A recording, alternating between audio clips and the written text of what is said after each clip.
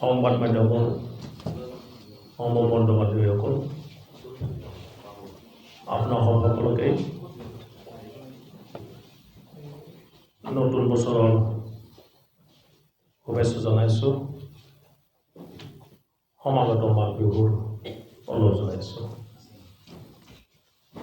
আমি প্ৰথমতেই এই অনুষ্ঠান অসম সাহিত্য সভাৰ দ্বাদশ বিশেষবাৰ্ষিক অনুষ্ঠানখন অনুষ্ঠিত কৰাৰ কাৰণে আমাক উৎসাহিত কৰাৰ কাৰণে প্ৰথমে আমি অসম চৰকাৰৰ মাননীয় মুখ্যমন্ত্ৰী মহোদয় তেখেতৰ শলাগ লৈছোঁ তেখেতৰ লগত জড়িত সমূহ মন্ত্ৰীসভাৰ সদস্য সদস্যসকল বিধায়কসকল। এই অনুষ্ঠানটো অনুষ্ঠিত কৰাৰ কাৰণে শ্ৰীমন্ত শংকৰদেৱ কলাক্ষেত্ৰ সমাজ, শিল্পগ্ৰাম আৰু জ্যোতি বিষ্ণু কলা কেন্দ্ৰ অনুষ্ঠিত কৰিব অনুমতি দিয়াৰ কাৰণে আমি কলাক্ষেত্ৰ সমাজৰ সচিব সদুমন ঠাকুৰ উপলক্ষে তেখেতসকলক আমি শলাগ লৈছোঁ। আমাৰ এই অনুষ্ঠানটো অনুষ্ঠিত কৰাৰ কাৰণে আমাক যিটো নেকি বিশেষ দায়িত্ব অৰ্পণ কৰিছে অসম সাহিত্য সভাৰ কেন্দ্ৰীয় কাৰ্যবাহী প্ৰভাৰ তেখেতসকলক শলাগ লৈছোঁ। আৰু শলাগ লৈছোঁ আমাৰ সভাপতি ডক্টৰ বসন্ত কুমাৰ গোস্বামী, সম্পাদক আমাৰ দেৱজিৎ বৰা, তেখেতসকলে আমাক বিভিন্ন ধৰণৰ দিহা পৰামৰ্শ আগবঢ়াইছে। আৰু শলাগ ল'ব লাগিব আমি কামৰূপ মহানগৰ জিলা সাহিত্য সভাৰ সভাপতি সম্পাদক প্ৰমুখ্যে সমূহ শাখা বিষয় বিভাগৰ, কাৰণ তেখেতসকলে আমাক বিশেষ ধৰণে আমাক উৎসাহ যোগাইছে।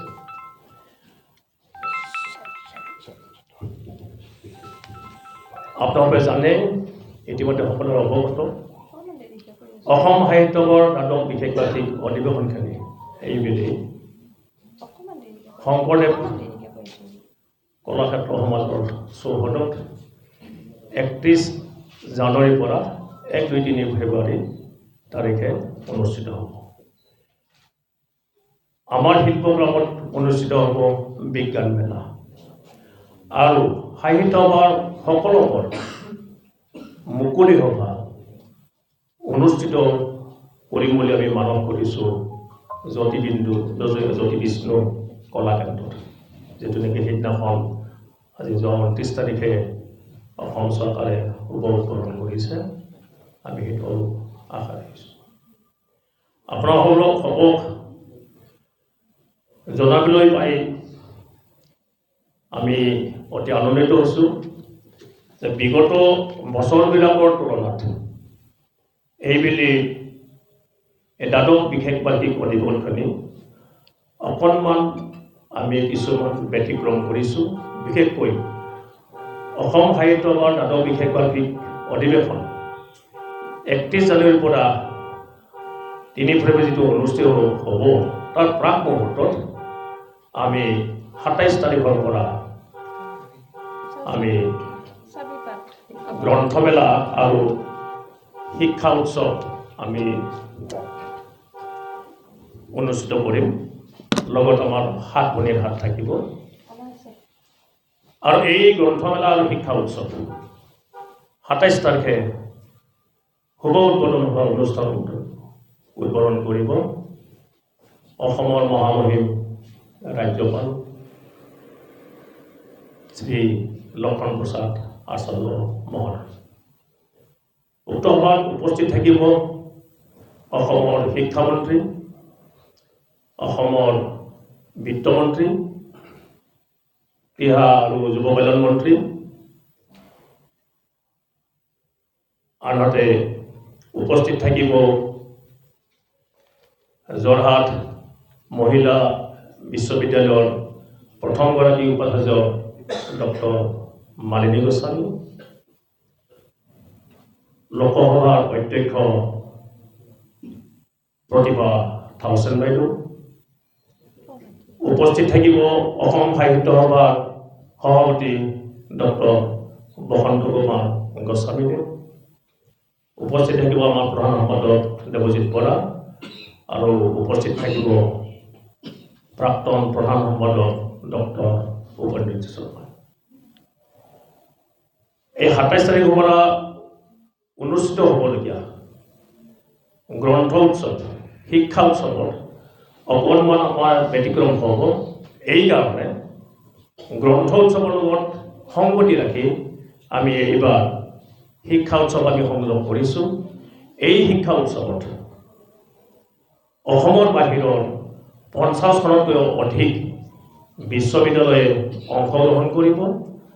তাৰোপৰি আমাক জনমতে 60খনতকৈও অধিক কাৰিকৰী শিক্ষানুষ্ঠান অসমৰ বাহিৰৰ পৰা আমাৰ এই অনুষ্ঠানত অংশগ্ৰহণ কৰিব। বজাৰৰ 2এখন প্ৰভাৱ গোষ্ঠী আমাৰ অহা কথা আছে আৰু এই অনুষ্ঠানত আমাৰ লক্ষ্য যাতে আমি যুৱ প্ৰজন্মক সাহিত্যৰ প্ৰতি আমি উৎসাহিত কৰিব পাৰোঁ। শিক্ষা উৎসৱৰ যোগেদি আমি আমাৰ নৱপ্ৰজন্মক আমি আকৰ্ষিত কৰিব পাৰোঁ আৰু সমান্তৰালভাৱে তেখেতসকলে যাতে তেখেতসকলৰ ভৱিষ্যত জীৱন উচ্চ শিক্ষা আহৰণৰ কাৰণে অসমৰ বাহিৰৰ পৰা আৰম্ভ কৰি আন্তঃৰাষ্ট্ৰীয় পৰ্যায়ত যাতে অধ্যয়ন কৰে, সংবাদ পায়, সেইকাৰণে আমি এই শিক্ষা উৎসৱৰ আমি ব্যৱস্থা ৰাখিছোঁ। এই 27 তাৰিখৰ পৰা অনুষ্ঠিত হ'বলগীয়া অনুষ্ঠানত আমাৰ প্ৰতিদিনে ৰাতিপুৱা আৰু আবেলি আমাৰ আদৰণি সমিতিৰ ফালৰ পৰা আমাৰ কবি সন্মিলন হ'ব।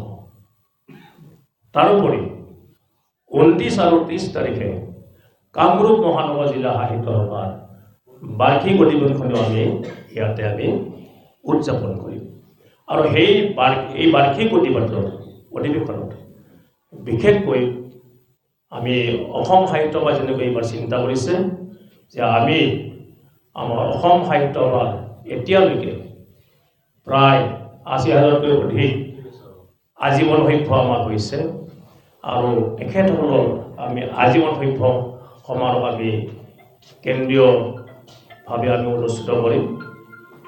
ঠিক সেইদৰে আমি কামৰূপ মহানগৰ জিলা সাহিত্য সভায়ো আমাৰ আজীৱন সভ্য সমাৰোহ আমাৰ আৰম্ভ কৰিব। ইতিমধ্যে আপোনালোকৰ আগত আমি আমাৰ এই বিশেষকৈ 27 তাৰিখৰ পৰা 30 তাৰিখে হ'বলগীয়া অনুষ্ঠানত আৰু কিছুমান অনুষ্ঠান আমি অন্তৰ্ভুক্ত কৰিম, য'ত নেকি আমাৰ অসম সাহিত্য সভাৰ কেন্দ্ৰীয় সমিতিৰ জন্ম শতিকৈ অনুষ্ঠান চলি আছে। আমি ঠিক তেনেধৰণৰ অনুষ্ঠান আমি অনুষ্ঠিত কৰিম আৰু বিশেষকৈ এই কলাক্ষেত্ৰত অনুষ্ঠিত কৰাৰ কাৰণে আমাৰ মাধৱদেৱ প্ৰেক্ষাগৃহত আমি 31 জানুৱাৰী তাৰিখে আমি অসম সাহিত্য সভাৰ কাৰ্যনিৰ্বাহক সভাখন আমি অনুষ্ঠিত কৰিম। 1 তাৰিখে ৰাতিপুৱা আমাৰ দ্বাৰ উন্মোচনখিনি হ'ব। আমাৰ যিমানখিনি হ'বলগীয়া আছে নামঘৰকে আদি কৰি, তাৰপিছত আমাৰ খানাপাৰা পশু চিকিৎসা মহাবিদ্যালয়ৰ খেলপথাৰৰ পৰা আমাৰ শোভাযাত্ৰাখন আৰম্ভ হ'ব। শোভাযাত্ৰা অনুষ্ঠান শেষ হোৱাৰ পিছতে আমাৰ সাহিত্য উৎসৱ আৰম্ভ হ'ব আৰু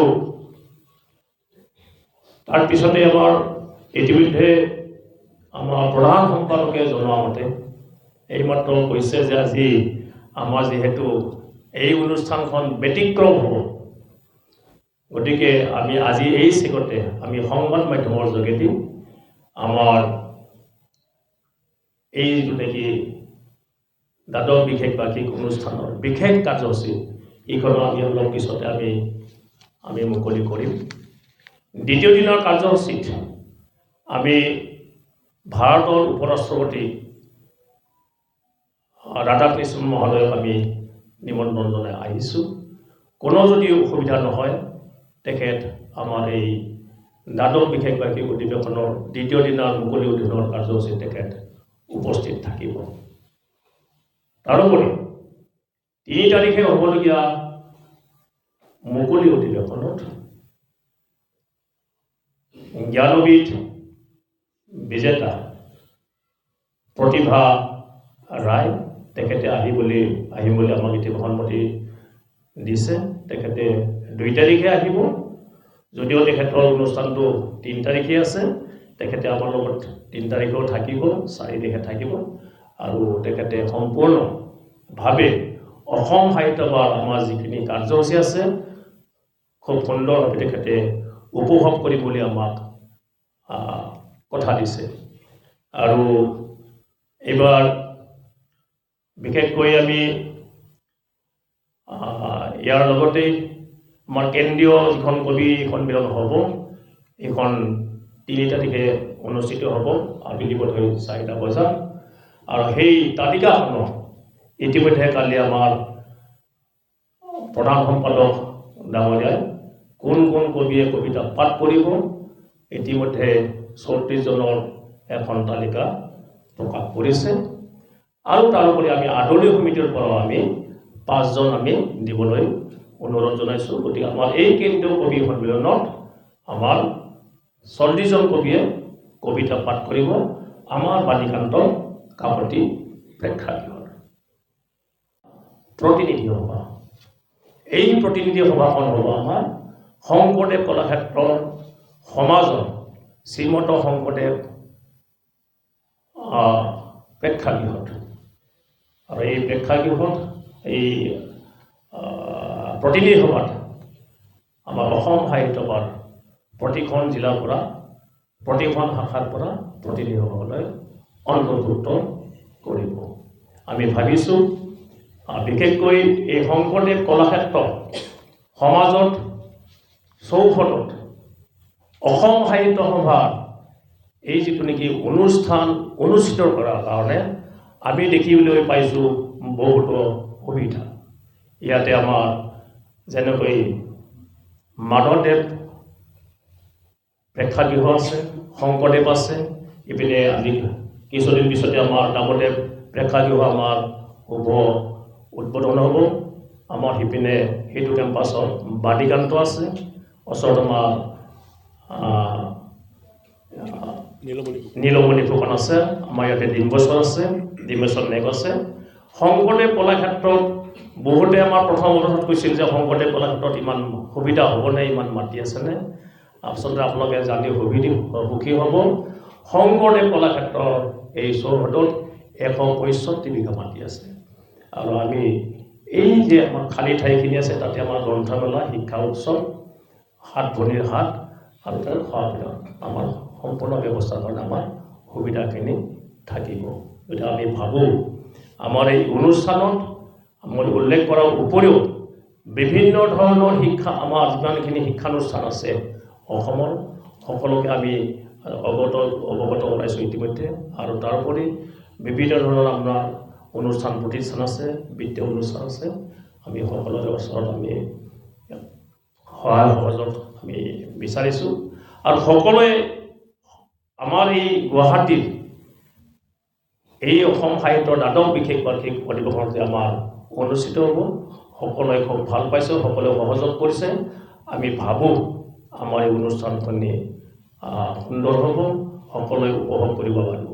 আৰু এই অনুষ্ঠানত আমাৰ বিশেষভাৱে জড়িত আছে আমাৰ কাৰ্যকৰী সভাপতি, আমাৰ অসম কৰ্মচাৰী পৰিষদৰ প্ৰাক্তন সভাপতি বাকৱ চন্দ্ৰ কলিতা। তেখেতৰ বিষয়ে আপোনাক পৰিচয় দিব নালাগে। তেখেত আমাৰ কাৰ্যকৰী সভাপতি, আমাৰ সাধাৰণ সম্পাদক বিজয় দেৱী, মোৰ ওচৰত আছে আমাৰ প্ৰফুল্ল বৰ্মন, সন্মুখত আছে আমাৰ অৰুণ মহন্ত। সকলোৱে এই অনুষ্ঠানখন কেনেকৈ সাফল্যমণ্ডিত হয় সকলোৰে পৰা আমাৰ সহায় সহযোগিতা আগবঢ়াইছে। আৰু বিশেষকৈ কামৰূপ মহানগৰ জিলাৰ অন্তৰ্গত সকলো শিক্ষানুষ্ঠানে আমাক দেহে কেহে সহায় সহযোগিতা কৰিবলৈ আমাক ইতিমধ্যে আমাক প্ৰতিশ্ৰুতি দিয়ে। গতিকে মই ভাবোঁ আপোনালোকৰ এই সংবাদ মাধ্যমৰ দ্বাৰা যাতে আমাৰ বহুলভাৱে প্ৰচাৰ হয় আৰু এই অনুষ্ঠানত যাতে আমাৰ সকলোৱে ভয় কৰি আছে যে আমাৰ যিটো নেকি 5,000 আসন যিটো প্ৰেক্ষাগৃহ আছে তাতে সকলে আমাক প্ৰশ্ন কৰিছে। মই ভাবোঁ যে আপোনালোকৰ এই প্ৰচাৰ মাধ্যমৰ দ্বাৰাই যাতে এই গুৱাহাটীত সকলো বিধৰ সুবিধা পাৰ্কিঙৰ যিটো নেকি সুবিধা আছে আমাৰ তাতে 500 পাৰ্কিঙৰ ব্যৱস্থা কৰিছে, তাতে সেইখন পাৰ্কিঙৰ এখন 1000তকৈ বেছি পাৰ্কিঙৰ সুবিধা আছে। গতিকে সকলো বিধৰ পৰা সুবিধা দেখিছোঁ আৰু তাৰোপৰি এই অনুষ্ঠানখন সুন্দৰভাৱে পৰিচালনা কৰাৰ কাৰণে আমি আজি 6 মাহ আগতে 50খন উপসমিতি আমি গঠন কৰিছোঁ, যাতে প্ৰতিখন সমিতিয়ে নিজৰ নিজৰ দায়িত্ববিলাক সুন্দৰভাৱে পৰিচালনা কৰে। আৰু আজি আমি দেখিবলৈ পাইছোঁ সকলোৱে সুন্দৰভাৱে সহযোগ কৰি আছে। মই ভাবোঁ আদৰণীয় সমিতিৰ তৰফৰ পৰা আমি সকলোৱে উৎসাহ পাইছোঁ, সকলোৱে সহায় সহযোগিতা আগবঢ়াব। মই এইখিনি কৈয়ে মই আপোনালোকক পুনৰবাৰ ধন্যবাদ জনাইছোঁ, যাতে এই অধিৱেশনখন যাতে আমি সফল কৰিব পাৰোঁ, সাফল্যমণ্ডিত কৰিব পাৰোঁ, ব্যতিক্ৰম কৰিব পাৰোঁ আৰু আমি অভিলেখ ভংগ কৰিব পাৰোঁ যে এইখন এখন ভাল অধিৱেশন হৈছে। ধন্যবাদ। কামৰূপ মহানগৰ জিলা সাহিত্য সভাৰ কৰ্মকৰ্তাসকল, অসম সাহিত্য সভাৰ বিভিন্ন পৰ্যায়ৰ বিষয়ববীয়াসকল, জৰিয়তে মই আপোনালোকৰ অতিকে নৱবৰ্ষৰ শুভেচ্ছা আৰু আগন্তুক ভোগালী বিহুৰ শুভেচ্ছা নিবেদন কৰিছোঁ। আজি আমি কেইটামান কথা ৰাইজক অৱগত কৰিবৰ কাৰণে আপোনালোকক নিমন্ত্ৰণ কৰি আনিছোঁ।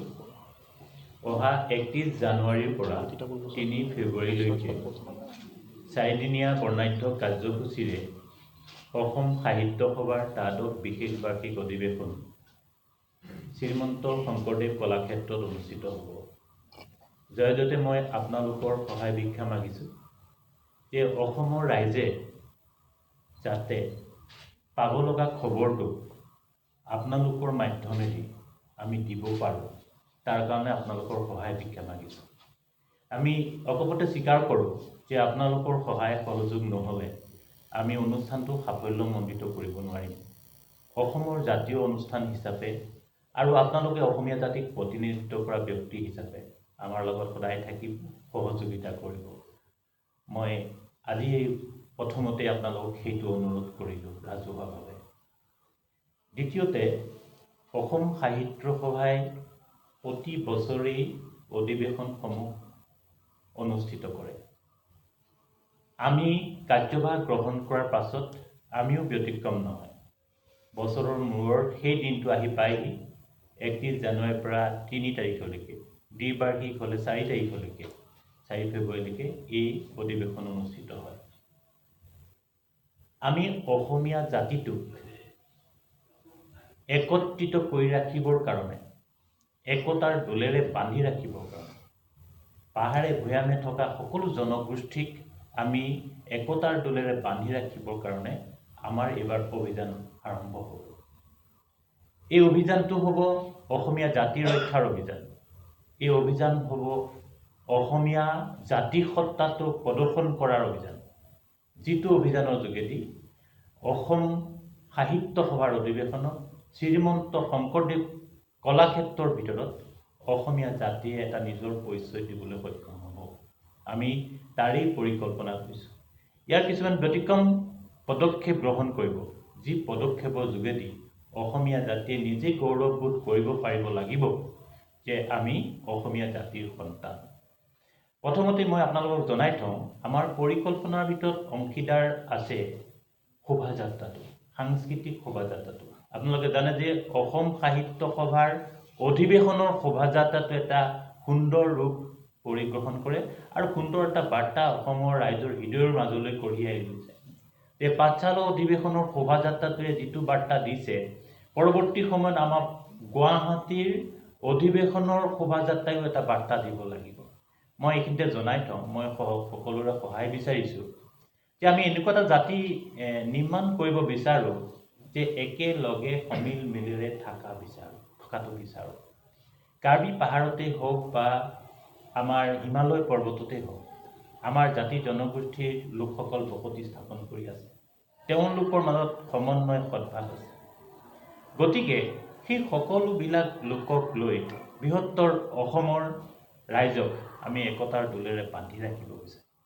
তাৰে পৰিকল্পনাটো হৈছে এইবাৰ অসম সাহিত্য সভাৰ সভাপতি মহোদয়ৰ লগত অসমৰ বিভিন্ন জনজাতি জাতি জনগোষ্ঠীৰ সাহিত্য সভাৰ সভাপতিসকলক একেলগে আমি শোভাযাত্ৰাটোত লৈ যাব বিচাৰিছোঁ। আৰু অসমীয়া জাতিক নিজে প্ৰত্যক্ষ কৰিবলৈ অনুৰোধ জনাম যে এইটোৱেই অসমীয়া জাতি, যিটো জাতিয়ে সকলো জাতি জনগোষ্ঠীক একত্ৰিত কৰি এটা শোভাযাত্ৰা কৰিছে। এই শোভাযাত্ৰাটোৰ নাম ৰাখিম আমি অসমীয়া জাতিৰ শোভাযাত্ৰা। এই জাতিয়ে নিজেই প্ৰত্যক্ষ কৰিব লাগিব আৰু নিজেই গৌৰৱ অনুভৱ কৰিব লাগিব যে আমি অসমীয়া জাতিৰ সন্তান। গতিকে এই কামখিনি কৰিবলৈ যাওঁতে আমাৰ কিছুমান সহায়ৰ প্ৰয়োজন হ'ব। আমি কিছুমান জনগোষ্ঠীক বুকুৰ মাজত সুমুৱাই ৰাখিব পাৰিব লাগিব। বড়ো সাহিত্য সভাক আমি আমাৰ মাজত ৰাখিব পাৰিব লাগিব। কাৰ্বি সাহিত্য সভাক আমাৰ মাজত ৰাখিব পাৰিব লাগিব। ডিমাচা সাহিত্য সভাক আমাৰ মাজত ৰাখিব পাৰিব লাগিব। মাৰ লিটাৰী ছ'চাইটিক আমাৰ মাজত ৰাখিব পাৰিব লাগিব। অৰুণাচল লিটাৰী ছ'চাইটিক আমাৰ মাজত ৰাখিব পাৰিব লাগিব। সেইখিনি বাস্তৱ চিন্তা কৰি আমি এইবাৰ অধিৱেশনত কিছু বাস্তৱ চিন্তা বাস্তৱ চেতনা আমি প্ৰদৰ্শন কৰিবলৈ আমি চেষ্টা কৰিম আৰু এই ক্ষেত্ৰত আপোনালোকৰ আমি সহায় ভিক্ষা মাগিছোঁ। গতিকে এই কামখিনি কৰাৰ উপৰিও আমি অধিৱেশনস্থলীত অসম সাহিত্য সভাৰ মূল সভাই কৰিবলগীয়া কামখিনি সকলোৱে সম্পন্ন হ'ব। কাৰ্যনিৰ্বাহক অধিৱেশনৰ উপলক্ষে যি কাৰ্যনিৰ্বাহক সভা হয়, এই কাৰ্যনিৰ্বাহক সভা অনুষ্ঠিত হ'ব আৰু 1 তাৰিখে 1 ফেব্ৰুৱাৰীৰ দিনা আমাৰ প্ৰতিনিধি সভা হ'ব। আপোনালোকে জানে যে ভাৰতবৰ্ষ বিশ্বৰ বিভিন্ন প্ৰান্তৰ পৰা প্ৰতিনিধিসকল এই অধিৱেশনলৈ আহিব। যে আপোনালোকে জানে আমাৰ ভাৰতবৰ্ষৰ বাহিৰৰ বিশ্বত ৰাছিয়াতো আমাৰ, লণ্ডনতো আমাৰ, আমেৰিকাতো আমাৰ শাখা আছে। তেওঁলোকো আমাৰ এই অধিৱেশনলৈ আহিব। গতিকে সমগ্ৰ বিশ্বখন, ক্ষুদ্ৰ বিশ্বখন আমাৰ শংকৰদেৱ কলাক্ষেত্ৰত আহি সমবেত হ'বহি। গতিকে সেই প্ৰতিনিধি সভাৰ যোগেদি আমাৰ বাৰ্তাবিলাক তেওঁলোকে কঢ়িয়াই লৈ যাব। এটা ভাল বাৰ্তা যাতে আমি কঢ়িয়াই লৈ যাবলৈ তেওঁলোকক সুযোগ সুবিধা দিব পাৰোঁ আৰু অসমবাসী হিচাপে আমি তেওঁলোকৰ প্ৰতি যাতে সেৱা আগবঢ়াব পাৰোঁ, তাৰ কাৰণে আমি আপোনালোকৰ সহায় ভিক্ষা মাগিছোঁ। এইখিনিত এটা ৰাজহুৱা অনুৰোধ কৰি যাওঁ যে আমাৰ যিসকল কৰ্মকৰ্তা আদৰণি সমিতিৰ লগত জড়িত হৈ থাকে বা সাহিত্য সভাৰ বিভিন্ন উপসমিতিৰ লগত জড়িত হৈ থাকে বা আমাৰ কামৰূপ মহানগৰ জিলা সাহিত্য সভাৰ লগত জড়িত হৈ থাকে বা আমাৰ শাখা সভাৰ লগত জড়িত হৈ থাকে, তেওঁলোক সংগঠক হয়, তেওঁলোকে শিকি আছে। কিন্তু প্ৰফেশ্যনেল সংগঠক এজনে যিটো চিন্তাৰে যিটো দক্ষতাৰে কাম কৰিব আমাৰ কেইজনে নোৱাৰিবও পাৰে। গতিকে তেওঁলোকৰ অনভিজ্ঞতাত হয়তো ক'ৰবাত কেতিয়াবা ভুলভ্ৰান্তি হৈ যাব পাৰে। মই সংবাদ মাধ্যমৰ বন্ধুসকলক মই আজি তাৰিখতে অনুৰোধ কৰিছোঁ, আমাৰ কিবা ভুল হ'ব পাৰে, এইটো স্বাভাৱিক কথা। যাতে আপোনালোকে অসমীয়া জাতিৰ ভুল বুলি আপোনালোকে ধৰি ল'ব, আমাৰ সন্তানসকলৰ ভুল বুলি ধৰি ল'ব, আমাৰ ভুল বুলি ধৰি ল'ব। এটা ভুল দেখিলে আপোনালোকে আঙুলিয়াই দিব। সেইটো আমি আজিয়ে আপোনালোকৰ ওচৰত কৰপুতে অনুৰোধ কৰিলোঁ। আৰু অধিৱেশনখনৰ সফলতাৰ দায়িত্ব মই অসমবাসীৰ ওচৰত অৰ্পণ কৰিছোঁ যে যিটো সফলতা অসমবাসীৰ বাবে হ'ব, অসমবাসীয়ে বুকুত সাৱটি ল'ব, সেই সফলতাৰ কাৰণে আমাৰ সকলোৰে পৰিশ্ৰম থাকিব, আমাৰ সময়বিলাক উপহাৰ থাকিব জাতিৰ কাৰণে। গতিকে সকলো প্ৰকাৰৰ সহযোগিতা মই বাঞ্ছা কৰিছোঁ। আদৰণি সমিতিয়ে দক্ষতাৰে নিজৰ কামখিনি আগুৱাই লৈ গৈছে। অতি কম সময় আমাৰ হাতত আছে। আমি অসম চৰকাৰৰ ওচৰতো সহায় ভিক্ষা মাগিছোঁ। অধিৱেশনখন সাফল্যমণ্ডিত কৰি তোলাৰ ক্ষেত্ৰত তেখেতসকলে সম্পূৰ্ণ সহযোগিতা আগবঢ়াইছে। আমি তেখেতসকলৰ প্ৰতি কৃতজ্ঞ হৈছোঁ আৰু আশা কৰিম এই অধিৱেশনখনি দেশ বিদেশৰ পৰা অহা ব্যক্তিসকলক যাতে আমি সুন্দৰভাৱে আপ্যায়ন কৰিব পাৰোঁ, সেৱা শুশ্ৰূষা কৰিব পাৰোঁ, এই ক্ষেত্ৰত সকলোৰে আমি সহায় ভিক্ষা মাগিছোঁ আৰু আশা কৰিম অধিৱেশনখন সাফল্যমণ্ডিত কৰি তোলাৰ সফলতাৰ হাত চাপৰিকেইটা আমি সকলোৱে মাৰিবলৈ সক্ষম হওঁ। আমি এতিয়া আজি নিমন্ত্ৰণী পত্ৰ আজি আনুষ্ঠানিকভাৱে আমি উন্মোচন কৰিম আপোনালোকৰ সন্মুখতেই আৰু নিমন্ত্ৰণবিলাক আমি দিবলৈ যত্ন কৰিছোঁ। ইতিমধ্যে আমাৰ কাৰ্যনিৰ্বাহক সদস্যসকলক, আমাৰ প্ৰতিনিধি সভাৰ সদস্যসকলক আমি আমাৰ অসম সাহিত্য সভাৰ দ্বাৰা নিমন্ত্ৰণ কৰা হৈছে। আদৰণি সমিতিৰ পৰা আৰু অসম সাহিত্য সভাৰ মূল সভাৰ পৰা আজিৰ পৰা আনুষ্ঠানিকভাৱে নিমন্ত্ৰণ পত্ৰ পৰ্ব আৰম্ভ হ'ব। মই নিমন্ত্ৰণী পত্ৰখন আজি আনুষ্ঠানিকভাৱে উন্মোচন কৰিব বিচাৰিছোঁ। ইয়াত উপস্থিত থকা সকলোটিকে আমি এই উন্মোচন কৰিবৰ কাৰণে অনুৰোধ জনাম। মই আমাৰ জ্যেষ্ঠ সদস্য ধীৰেন শৰ্মা ডাঙৰীয়া আছে, আপোনাকো আমি মঞ্চলৈ আহিবলৈ অনুৰোধ কৰিছোঁ। আমাৰ কৰ্ণধাৰ সমিতিৰ সদস্য কন্দৰ্প কুমাৰ শৰ্মাও আছে, অনুপ তালুকদাৰো আছে। আহক আপোনালোক। বিশেষকৈ আজি গুৰুত্বপূৰ্ণ সংবাদ বন্ধুসকল, শ্ৰদ্ধাৰ সংবাদ মাধ্যমৰ প্ৰত্যেকজন ব্যক্তিকে মই আদৰণি সমিতিৰ পৰা উষ্ম আদৰণি জনাইছোঁ। আজি এই জগতে মই এটা কথা নকলে অকৃতজ্ঞত মই কৰিম, কিয়নো এই শাখাটোৰ যিটো সংঘৰ্ষ আমি আৰম্ভণিৰ পৰা কৰিছোঁ, এই জগতে মই শাখাৰ প্ৰত্যেকজন সদস্যা উপলক্ষে আমাৰ প্ৰতিষ্ঠাপক সভাপতি পৰমেশ দত্ত ছাৰ, আমাৰ দীপালী বাইদেউ আছে, ৰুমুদেৱী শৰ্মা ডাঙৰীয়ানী, লগতে এই শাখাটোৰ প্ৰতিষ্ঠাৰ ক্ষেত্ৰত বিশেষভাৱে গুৰুত্ব প্ৰদান কৰি অহা শ্ৰদ্ধাৰ যাদৱ চন্দ্ৰ শৰ্মা ডাঙৰীয়াক মই নাম ল'বই লাগিব, কাৰণ আমাৰ শাখাটোৰ তেওঁ বহুত গুৰুত্ব দি প্ৰতিষ্ঠা কৰিছিল। তাৰপিছত এই অধিৱেশনখন অনাৰ ক্ষেত্ৰত শ্ৰদ্ধাৰ সূৰ্যকান্ত হাজৰিকা ছাৰ আৰু উপনীতি শৰ্মা ডাঙৰীয়া নাম ল'ব লাগিব, কিয়নো অসমৰ স্বাভিমান জাতীয় অনুষ্ঠানটো দ্বাদশ বিশেষ বাৰ্ষিক আজি গৌৰৱেৰে আমি বহুত আশাৰে অনুষ্ঠিত কৰিবলৈ আগবাঢ়িব সক্ষম হৈছোঁ তেওঁলোকৰ কৃপাত।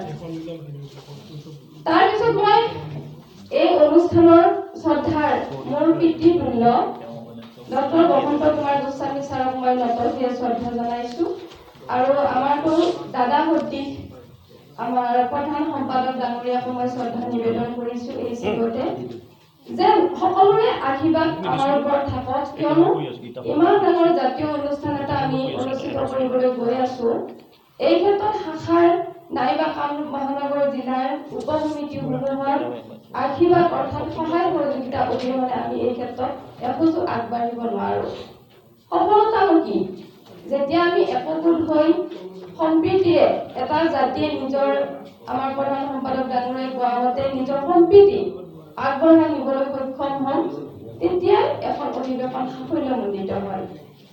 আৰু এইখন অধিৱেশন অকল আমাৰ পঞ্চৰত্ন গুৱাহাটী অধিৱেশন নহয়, সমগ্ৰ অসমত। কিয়নো আমি যদি কিবা এটা দুখ পাওঁ, ব্যৱহাৰতে হওক বা খোৱা লোৱা আপ্যায়ন থকা সকলোতে যদি কিবা দুখ পাওঁ, আমাৰ জাতিয়ে দুখ পাব।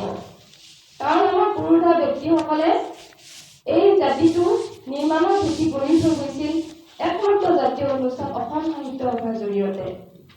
আজি চাওকচোন, আমি ভাষাটো আগবঢ়াই নিবলৈ অসম সাহিত্য সভাই আছে, বেলেগ আৰু নাই। গতিকে আহকচোন আমি ভেদ বিভেদ পাহৰি বিশেষকৈ আমাৰ সংবাদ মাধ্যমসকলক আমি অনুৰোধ জনাইছো, যাতে অধিৱেশনখন চাৰিওফালে প্ৰচাৰ হোৱাত আপোনালোকে বিশেষভাৱে অগ্ৰাধিকাৰ লয়, কিয়নো আপোনালোকৰ অবিহনে, আপোনালোকৰ সহায় সহযোগিতাৰ অবিহনে আমি এখোজো আগবাঢ়িব নোৱাৰিম। গতিকে চতুৰ্থ স্তম্ভ গণমাধ্যম হিচাপে আপোনালোকক এই চেগতে আমি বহুত আন্তৰিকতাৰে শ্ৰদ্ধা জ্ঞাপন কৰিছো, আৰু অধিৱেশনখনি আমি প্ৰত্যেকটো বিষয়তে বিশেষভাৱে ব্যতিক্ৰমী কৰিবলৈ চেষ্টাহে কৰিছো, কিন্তু সাফল্যমণ্ডিত আপোনালোকেহে কৰিব পাৰিব।